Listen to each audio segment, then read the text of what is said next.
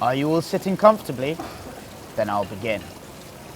Hi guys, it's Sam from Fluid Social, and today I'm joined by Elizabeth A. Logson, PSYD, the science of making friends, helping socially challenged teens and young adults. As a lot of you know, my work previously to being a sort of social skills and dating coach, I worked with students who had learning difficulties, specifically Asperger's spectrum disorders, ADHD, ADD, and a variety of other learning difficulties or mental health challenges. And I would help students who were going to university to make the social transition, meet their peers, sit down with them in lectures and dinners, and actually help them meet people.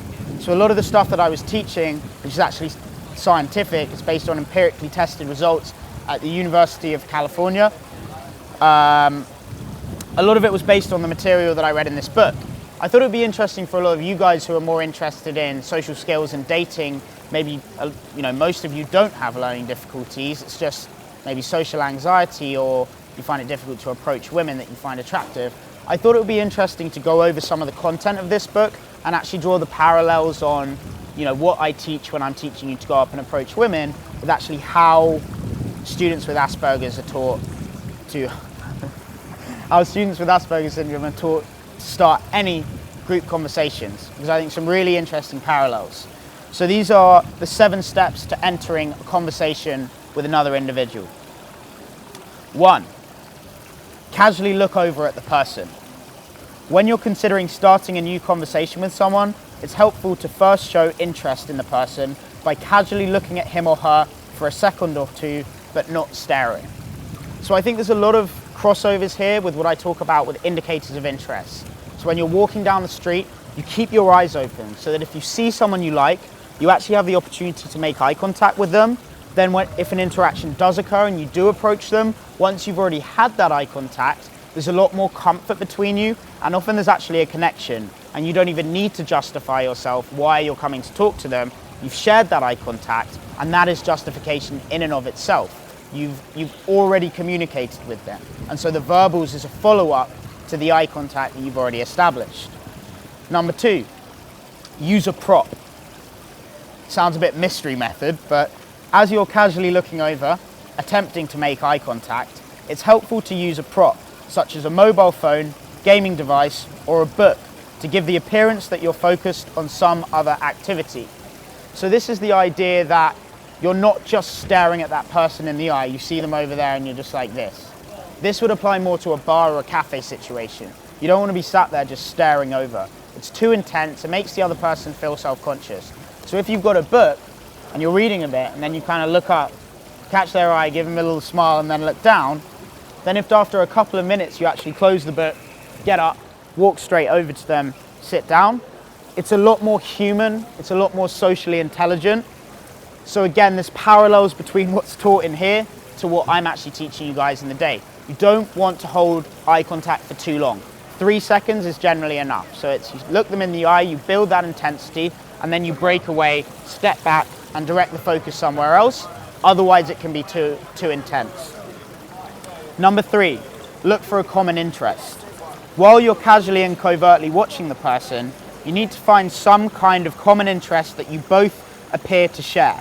Maybe you have the same mobile phone, or you like the video game the person is playing. Again, this is for people with real learning challenges and social anxieties. So mobile phones or video games is a little more appropriate. For you, this could be anything. This could be the country that she's from. This could be the way she's dressed, suggesting what job she does. This could be the look and the expression on her face, indicating how she's feeling right now. Is she happy, sad, relaxed, introverted, extroverted? This is the idea, looking for a common interest. What can you actually connect on? What information is she giving you that you can relate to, and the two of you can connect over it? I use the example of, if I meet an Italian girl now in London, I've met so many, and I love Italian women, that when I meet one, I know so much of the language in Italian, and I know so much about the state of political affairs over there, the state of the government, the state of what it's like to get work over there, that we have a common interest. We can both talk about a small trattoria in the middle of Florence that serves dark chocolate beef ragu. And a lot of these women are like, yes, I've been to the same place. So we naturally connect. So step 3, look for a common interest. Step 4, make a reference to the common interest. Once you've identified an interest that you both appear to share, you should make a comment, ask a question, or give a compliment about the common interest. This is your excuse for talking to the person. So this is like me approaching a girl and saying, hey, I just noticed you from over there, I thought you looked pretty cool. And then I look at her and I'm like, you're Italian, buongiorno, or just buongiorno. And then if I get it wrong, it's not such a big deal because I've gone out on a limb to actually guess where she's from. But if I get it right, it's very powerful. And I probably get it right between 50 and 70% of the time with certain nationalities. Italian, Spanish, Russian, Polish particularly. There are some very strong physical characteristics that make those people stand out. If you're interested in them, contact me at the email address listed below. So step 4, make a reference to the common interest. In my case, nationality. In this case, the mobile phone or the video gaming device. Step 5, trade information about the common interest. As we said before, what do I know in Florence in Italy? What do I know about Russia? What do I know about Putin's rule over Russia and how he enforces law and order? How often does he hold question and answer meetings in Red Square? I know this information because I've met enough Russian women and men to actually find this stuff out. When I meet them, I'm curious to learn. So it's interesting for them because I'm actually curious about their culture, their background, what they've learned in their life, and how they operate in London relative to where they were actually born.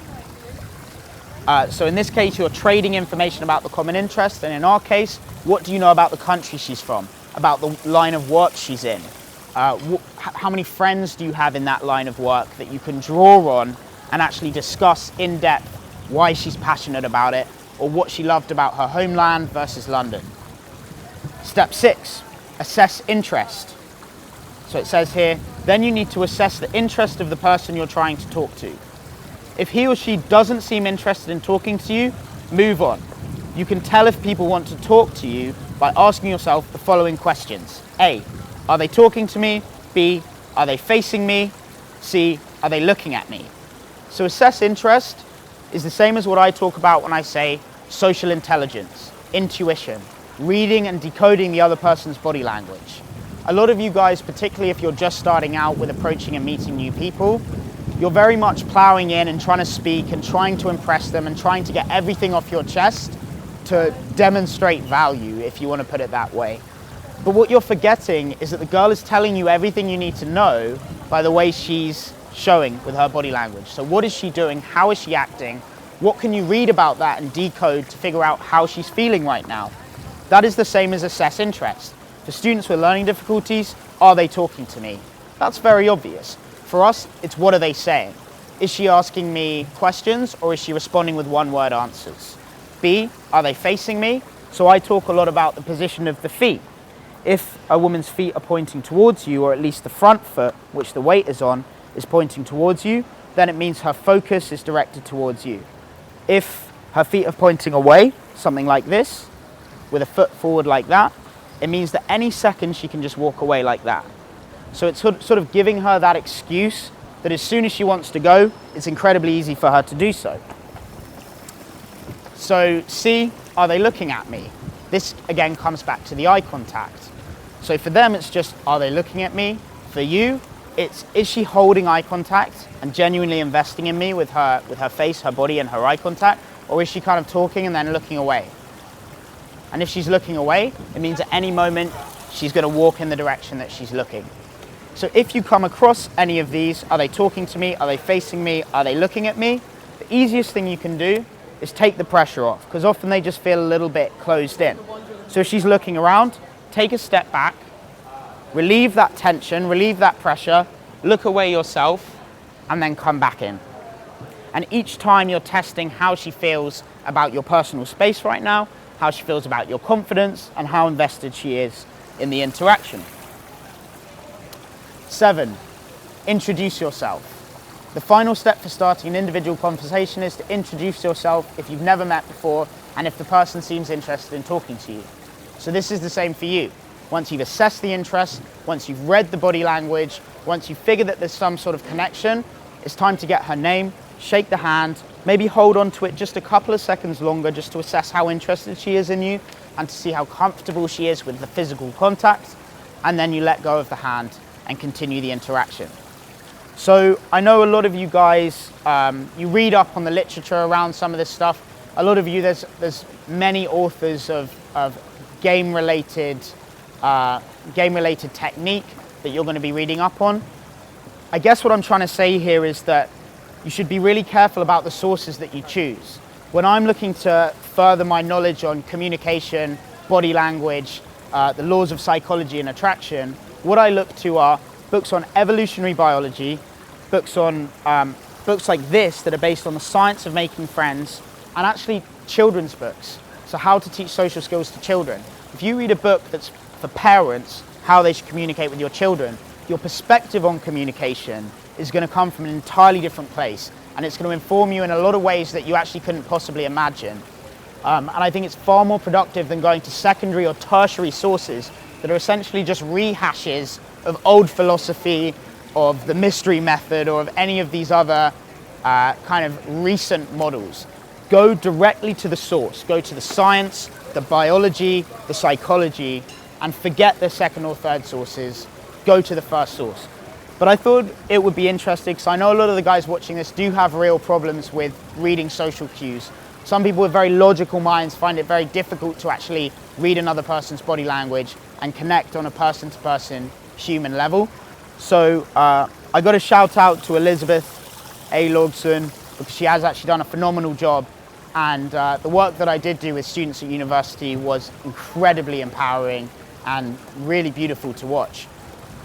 So this video is for anyone that does feel like maybe you have learning difficulties and you do want to learn some more of the basics. I'm actually going to be releasing a product over the next month on Udemy, which is based on the science of making friends, but it's much more specific to the realm of dating and approaching women in the daytime for some of you who really need the basics broken down like that.